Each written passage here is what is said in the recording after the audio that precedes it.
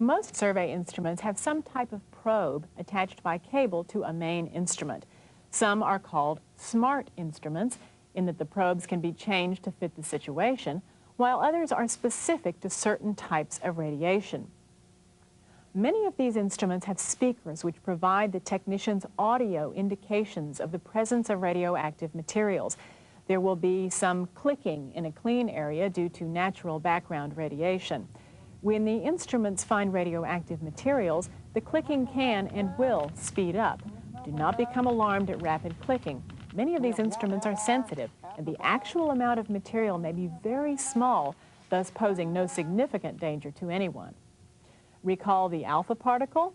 It doesn't travel very far and can be shielded by your skin or a piece of paper. Specialized instruments are necessary to detect materials that emit alpha particles. Some materials that emit alpha also emit gamma. This means that other instruments may be used to detect the gamma radiation. Instruments used to detect beta must be designed for particles to enter the detection area. Many instruments that detect beta radiation have shields for the probe, so they can also be used to detect or measure gamma radiation. If an incident involves material that would emit neutrons, very specialized instruments are required. If you're interested in further information on instrument design or selection criteria, contact your local radiological health department for more information. Again, determination of the type of instrument used is the responsibility of the monitoring technician. Also taking place at the incident scene are exposure rate surveys. These are done to ensure that the areas of operation are not in a radiation field. It would be hard to determine if someone is contaminated if the area in which they were standing was in a radiation field. Think of it like this. A person wearing cologne stands next to you.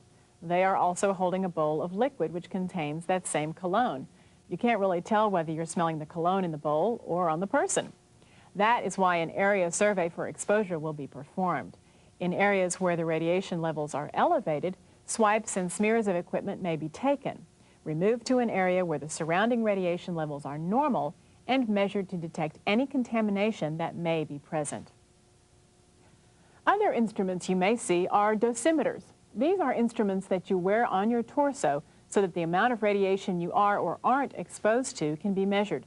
The dosimeter is to radiation as your odometer is to your vehicle. There are various types that may be used. The most available are the direct reading, also referred to as self-reading dosimeters. The plus side of using direct reading dosimeters is that they provide a direct reading of the radiation dose being received. The downside is their accuracy. There may be as much as a 20% error in the reading you see. This is due to the design of the dosimeter. Abrupt jolts can cause the hairline inside to move. The direct reading dosimeter is a good field dosimeter for emergency situations where quick access to dose information is needed. Another type of dosimeter that may be used is the thermoluminescent dosimeter, or TLD. This uses semiconductor material to measure the dose received. They are much more accurate than the direct reading dosimeters, but must be processed at a TLD processing facility. Occasionally, you will see electronic dosimeters used. These can be checked periodically and, if properly maintained, offer good accuracy.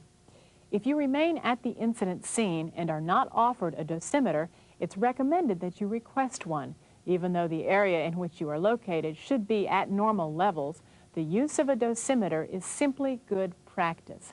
Confirmation of no dose is as important as the confirmation of a dose.